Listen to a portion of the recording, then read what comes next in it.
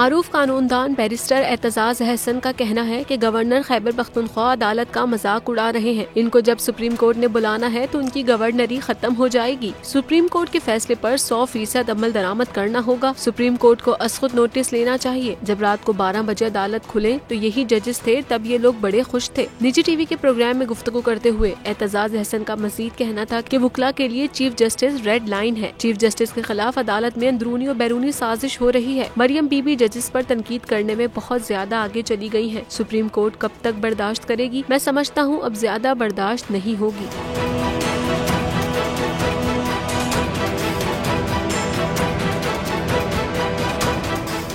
میں آج شعیب شیخ کو خاص طور پہ داد دینا چاہتا ہوں کہ یہ ہے آزادی رائے, آزادی صحافت, یہ اس کی جنگ ہے.